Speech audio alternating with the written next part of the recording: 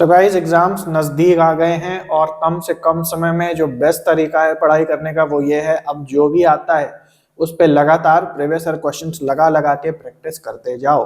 और इस प्रैक्टिस को और बेहतर बनाने के लिए अब हम मिक्स्ड प्रीवियस ईयर क्वेश्चंस लगाना स्टार्ट कर चुके हैं। तो जैसा आप यहाँ पे देख सकते हो, आज हम बात करेंगे कम्युनिकेशन के मोस्ट एक्सपेक्टेड क्वेश्चंस की और मिला जुला के हम लॉजिकल रीजनिंग के भी क्वेश्चंस देखेंगे ताकि आपकी काफी अच्छी प्रैक्टिस हो पाए। और जैसा आपको पता है कि मैंने पूरी प्लेलिस्ट आप लोगों के लिए बना दी है और ये जो मेरी होम स्क्रीन है उस पर ये पूरी प्लेलिस्ट आपको देखेगी प्रीवियस ईयर क्वेश्चंस की। तो ये जो एग्जाम के पहले का समय है, ये सारे वीडियोस अगर आप देख डालोगे सब में मैंने टू द पॉइंट एक्सप्लेनेशन दिया है, सरल से सरल शब्दों का प्रयोग करके। तो चलिए गाइस, बिना समय गवाए आगे बढ़ते हैं और कम्युनिकेशन और लॉजिकल रीजनिंग के previous year questions with solutions आज देखते हैं। और अगर आपको नहीं पता है, मैंने ऑलरेडी पेपर में टू द पॉइंट प्लेलिस्ट भी बना दी है सारे सेक्शन के अलग अलग यूट्यूब पे, और काफी मजा आ जाएगा अगर आप ये प्लेलिस्ट देखोगे और बहुत अच्छी जानकारी आपको पेपर 1 की हो जाएगी। इसके अलावा टेलीग्राम चैनल पे दिन में 2 बार प्रीवियस ईयर क्वेश्चन पे बेस्ड टेस्ट सीरीज आपको मिलती है ताकि स्क्रीन पे एग्जाम करने की, स्क्रीन पे टेस्ट लगाने की आपकी अच्छे से अच्छी प्रैक्टिस हो जाए। इसको आप लगाते रहेंगे, आंखों में जो दर्द वगैरह होता है, प्रैक्टिस नहीं है आपकी क्योंकि वो बिल्कुल ठीक हो जाएगा और अच्छी प्रैक्टिस आपकी होने लगेगी। और व्हाट्सएप चैनल पे भी सेम सुविधा उपलब्ध है, दोनों को जरूर से ज्वाइन करें। इसके अलावा हमारी पेड सर्विसेज है, previous year question section wise आपको मिलते हैं और इसके अलावा फुल कोर्स भी आपको प्रोवाइड किया जाता है पेड सर्विसेज में एडवांस स्टडी के लिए। इसके बारे में हम वीडियो के एंड में बात करेंगे। तो चलिए गाइस आगे बढ़ते हैं और प्रीवियस ईयर क्वेश्चंस को लगाते हैं। क्वेश्चन ध्यान से देखिए, अगस्त 2024 का कम्युनिकेशन सेक्शन से ये क्वेश्चन है। यहां पूछ रहा है basic factors of listening are, सुनने के जो मेन फैक्टर्स हैं वो क्या हैं। तो हम यहाँ पे बात कर रहे हैं बेसिक मॉडल ऑफ कम्युनिकेशन की, जिसमें सेंडर है, रिसीवर है, मैसेज का आदान प्रदान हो रहा है। तो कह रहा है कि जब हम सुनते हैं या कोई मैसेज हमें प्राप्त हो रहा है तो कौन कौन सी चीजें हैं वो जरूरी हैं, उसके लिए मूल कारक कौन से हैं। सेल्फ इंटरेस्ट होना, मतलब एक रुचि होना मैसेज के प्रति। स्पीकर, बोलने वाला क्या मैसेज दे रहा है। फैक्ट्स, क्या तथ्य हैं उसके अंदर। स्टाइल ऑफ स्पीकिंग, किस तरीके से उस मैसेज को बोला जा रहा है। एंड एटमॉस्फेयर, कौन से चारों ओर की परिस्थितियां हैं जिसमें कोई मैसेज जो है दिया जा रहा है। तो यहाँ पे जो भी बातें सेंडर या रिसीवर से जुड़ी हुई हैं, यानी कि मैसेज भेजा कैसे जा रहा है और मैसेज मिल कैसे रहा है, वो करेक्ट आंसर में आ जाएंगे। ठीक है, जैसे फॉर एग्जांपल यहां पे हम देख सकते हैं, जैसे सेल्फ इंटरेस्ट हो गया कि जो सुनने वाला है उसका कितना इंटरेस्ट है, उसका लिसनिंग पे प्रभाव पड़ेगा। स्पीकर किस प्रकार से बोल रहा है, या स्पीकर हो गया या स्टाइल ऑफ स्पीकर हो गया, इसका भी लिसनिंग पे प्रभाव पड़ेगा। कौन सी चीजें न्यूट्रल है, फैक्ट और एटमॉस्फेयर। एटमॉस्फेयर और फैक्ट का मैसेज पे प्रभाव पड़ता है, लेकिन सुनने की जो प्रक्रिया है उसमें बेसिकली स्पीकर और जो लिसनर है या जो रिसीवर है वो बेसिकली आएंगे, यानी ए, बी और डी, यानी ऑप्शन नंबर 1 करेक्ट है। ये क्वेश्चन काफी इंटरेस्टिंग है, अगस्त 2024 से लॉजिकल रीजनिंग में फैलेसी से क्वेश्चन है। आइए देखते हैं। No one has ever been able to prove that psychic powers do not exist. कोई भी आज तक ये सिद्ध नहीं कर पाया है कि जो साइकिक पावर है, जो मेंटल पावर्स है, मेंटल शक्तियां हैं, वो एग्जिस्ट नहीं करती, कि कोई ये प्रूव नहीं कर पाया कि ताकतें, जादू नहीं होता है। Therefore, it is proved that psychic powers do exist। और इसीलिए ये प्रूव होता है, ये साबित होता है कि ऐसी साइकिक पावर्स वाकई होती हैं, है ना। तो हम लोग जनरली ऐसे स्टेटमेंट्स चमत्कारों के लिए सुनते हैं कि भाई चमत्कार नहीं होते हैं, क्या साइंस साबित कर पाया है, नहीं ना। इसका मतलब कहीं ना कहीं चमत्कार जैसी चीज होती है। ये किस प्रकार की फैलेसी है ना। तो ये फैलेसी आती है हमारी अपील टू इग्नोरेंस में। इग्नोरेंस का मतलब होता है अज्ञान, यानी कि किसी बात के बारे में आपको ज्यादा जानकारी नहीं है, अज्ञान है, और उस अज्ञान के बेसिस पे भी आप निष्कर्ष निकाल देते हैं। तो जैसे यहां पे बोला जा रहा है कि ये तो कोई नहीं प्रूव कर सकता कि पावर्स होती हैं कि नहीं, तो इसीलिए मतलब होती हैं, है ना। तो जैसे आपने काफी सीरियल्स भी देखे होंगे जिसमें बोला जाता है कि हमें बिल्कुल नहीं पता चल रहा कि इजिप्ट के पिरामिड, मिस्र के पिरामिड कैसे बने हैं, इसका मतलब एलियंस नहीं बनाए होंगे। तो अज्ञान से आप कोई निष्कर्ष नहीं निकाल सकते। जहां अज्ञान है, जहां आपको जानकारी नहीं, आप कह सकते हैं हमें नहीं पता। लेकिन कभी कभी क्या होता है कि जहां जानकारी का अभाव होता है वहां हम कुछ नई निष्कर्ष अगर निकाल दें तो उस फैलेसी को बोलते हैं अपील टू इग्नोरेंस। इसलिए ऑप्शन नंबर 1 करेक्ट। ये क्वेश्चन ध्यान से देखिए, जून 2024 में ये क्वेश्चन आया है। Which fallacy is committed in the following statement. अब स्टेटमेंट देखते हैं। People with cases of flu should be kept in quarantine because it has never been disproven as the best means keeping the disease from spreading। कह रहा है कि जिन लोगों को भी फ्लू या सर्दी जुकाम हो जाता है उन्हें क्वारंटाइन में रखना चाहिए। क्वारंटाइन का मतलब है कि उनका कनेक्शन सबसे काट देना चाहिए और एक अलग जगह पे उनको रखना चाहिए, क्योंकि इसे सिद्ध नहीं किया जा सका है कि जो सबसे बेस्ट साधन है इस डिसीज को बढ़ने से रोकने का वो क्या है। कह रहा है कि अभी तक ये प्रूव नहीं किया जा सका है कि जो फ्लू है उसकी बढ़त रोकने के लिए हम क्या करें, ये अभी प्रूव नहीं किया जा सका है, इसलिए क्वारंटाइन बेस्ट तरीका है।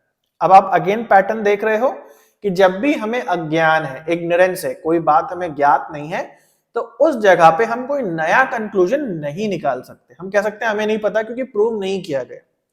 लेकिन अगर आपको एग्जाम में ऐसा कुछ दिया है कि ये चीज प्रूव नहीं की जा सकी है या हमें इसके बारे में नहीं पता है, और नहीं पता होने के बावजूद भी एक नया कंक्लूजन निकल करके आए, एक नई सलाह निकल करके आए, तो वहां पे जो फैलेसी होगी वो कहलाएगी अपील टू इग्नोरेंस, यानी कि ऑप्शन नंबर 1 करेक्ट है।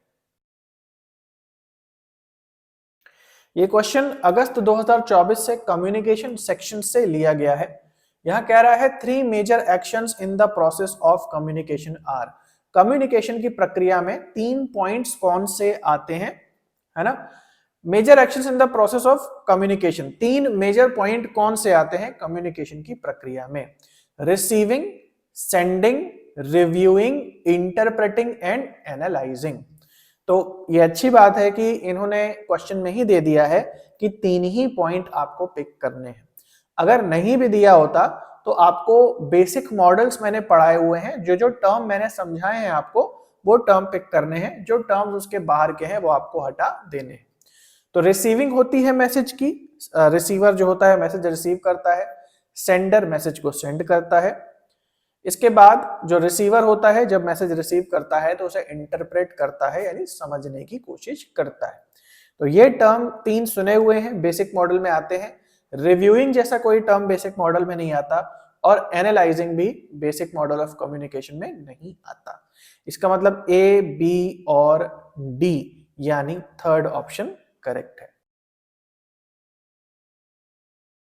ये क्वेश्चन अगस्त 2024 का है कम्युनिकेशन सेक्शन से। यहां कह रहा है right the following types of communication in proper sequence. Communication को एक सीक्वेंस में लगाने की बात कर रहा है। अलग अलग प्रकार के कम्युनिकेशंस दिए हैं, जैसे group communication, public communication, mass communication, intrapersonal and interpersonal. कहने का मतलब है कि अगर इन सभी प्रकारों को हम कम्युनिकेशन के देखें तो ये थोड़े छोटे से बड़े होते चले जा रहे हैं, यानी नंबर ऑफ पर्सन्स जो इंडल्ज्ड हैं कम्युनिकेशन प्रोसेस में वो कम से ज्यादा होते चले जा रहे हैं। तो उस बेसिस पे हमें अरेंज करना है। बहुत ही इजी क्वेश्चन है। आप सबको पता होगा कि इंट्रापर्सनल वो कम्युनिकेशन है जिसमें एक व्यक्ति अपने अंदर ही दिमाग में बातें करता रहता है, तो वो जाहिर सी बात है सबसे पहले आएगा, क्योंकि 1 पर्सन में ही ये कम्युनिकेशन हो जाता है। तो अगर हम इस प्रकार से भी देखें तो आप देख सकते हैं कि डी जो है केवल ऑप्शन नंबर 1 में पहले आ रहा है, तो पॉसिबली यही सही ऑप्शन होगा। डी के बाद ई है, यानी इंट्रापर्सनल के बाद इंटरपर्सनल आ जाता है। तो एक के बाद जब 2 लोग हो जाते हैं तो, या 2 से फिर 3-4 और जब मिलके बातें करते हैं तो इंटरपर्सनल है। फिर आ गया ए, यानी ग्रुप कम्युनिकेशन, कुछ समूह बन जाता है तो वो कम्युनिकेशन हो गया। फिर आ जाता है बी, पब्लिक कम्युनिकेशन, यानी कि जो अनाउंसमेंट्स होते हैं वो पब्लिक कम्युनिकेशन में आते हैं। और सबसे बड़ा जो कम्युनिकेशन है वो है मास कम्युनिकेशन, यानी पूरे शहर पूरे देश को एक साथ संबोधित करना। तो ऑप्शन नंबर 1 करेक्ट है। ये क्वेश्चन ध्यान से देखिए, सितंबर 2024 का कम्युनिकेशन सेक्शन से क्वेश्चन है। The context in which communication takes place is termed as. कह रहा है जिस कॉन्टेक्स्ट में, जिस प्रकार की सेटिंग में कोई कम्युनिकेशन घटित होता है, उस कॉन्टेक्स्ट को, उस चारों ओर के एक तरीके से माहौल को, सेटिंग को क्या कहते हैं, या क्या कहा जा सकता है दूसरे अर्थों में। हिस्टोरिकल बैकग्राउंड, ऑब्जेक्टिफिकेशन, एनवायरनमेंट या मीडिया स्फीयर। तो ये आप सिंपल है, समझ लो। ऑप्शन नंबर 3 यानी एनवायरनमेंट। जहां पे भी कम्युनिकेशन हो रहा है, कम्युनिकेशन होने की अलग अलग जगहें हो सकती हैं। मार्केट में हो सकता है, दोस्तों के साथ हो सकता है, पार्टी में हो सकता है, एयरपोर्ट पे हो सकता है, रेलवे स्टेशन पे हो सकता है। हर एक अलग अलग जगह, अलग अलग माहौल में जो कम्युनिकेशन हो रहा है, वहां की सेटिंग्स, वहां का माहौल, आपका उस समय बात करने का तरीका क्या होगा, फॉर्मल, इनफॉर्मल, दोस्त हैं, बड़े हैं, छोटे हैं, इन सबको मिला करके एक माहौल बनता है, एक कॉन्टेक्स्ट बनता है। और उस कॉन्टेक्स्ट का जो दूसरा टर्म है वो इन्वायरमेंट भी हो सकता है। इसलिए ऑप्शन नंबर 3 करेक्ट है। ये क्वेश्चन जो है फैलेसी का क्वेश्चन है, अगस्त 2024 से। आइए इस क्वेश्चन को अच्छे से समझते हैं। According to some newspapers today, there has been a slight increase in the crime rate in New York in recent days। कह रहा है कि आजकल जो न्यूज़पेपर्स आ रहे हैं उसमें अगर देखा जाए तो न्यूयॉर्क शहर के अंदर क्राइम रेट जो है उसमें बढ़ोतरी हो रही है।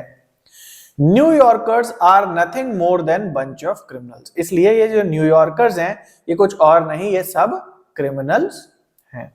तो क्या कह रहा है, उसने, किसी व्यक्ति ने पेपर पढ़ा, उसमें लिखा था ये क्राइम हो रहा है, वो क्राइम हो रहा है, तो उसने बोला अरे भैया इतना क्राइम हो रहा है, लगता है सारे ही न्यूयॉर्क वाले क्रिमिनल्स हैं।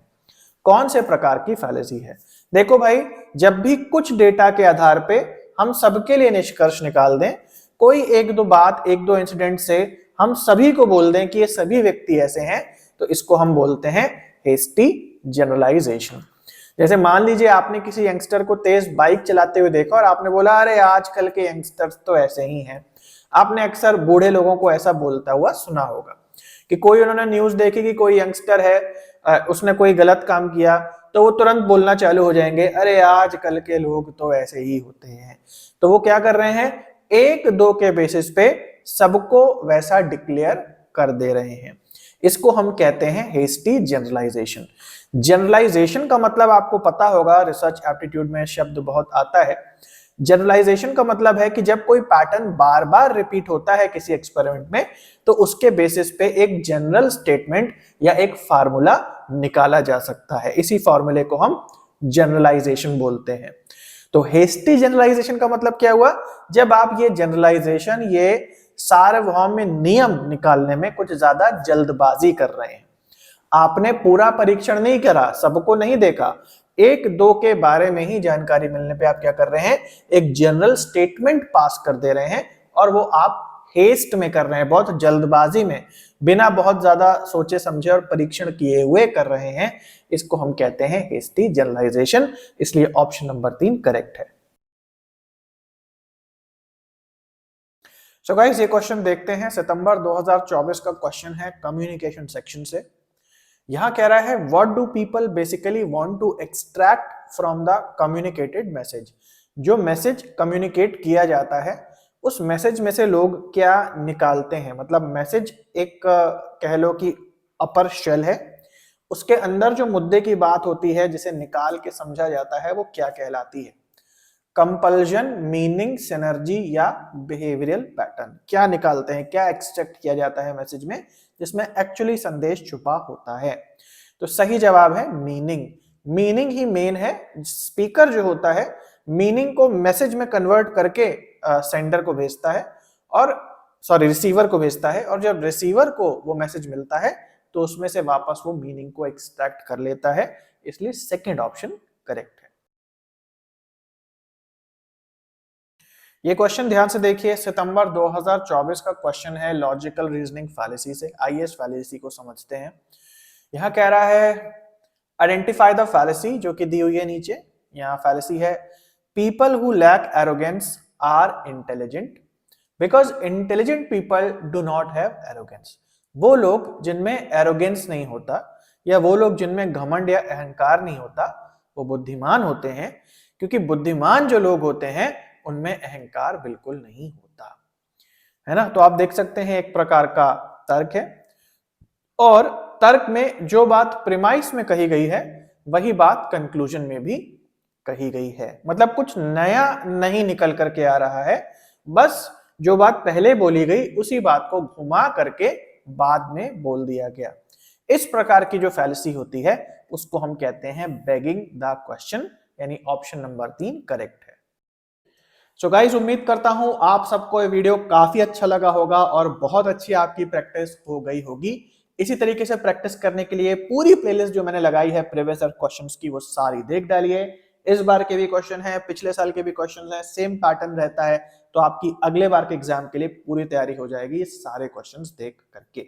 तो इसके अलावा अगर आप अपनी तैयारी को एडवांस करना चाहते हैं और हर एक सेक्शन के अलग अलग सॉर्टेड टेस्ट सीरीज लगाना चाहते हैं तो इसको आप जरूर से देखें। इसमें 100 से ज्यादा क्वेश्चंस फ्री हैं, सेक्शन वाइज और ईयर वाइज आपको प्रीवियस ईयर क्वेश्चंस मिलते हैं यूजीसी नेट पेपर 1 के।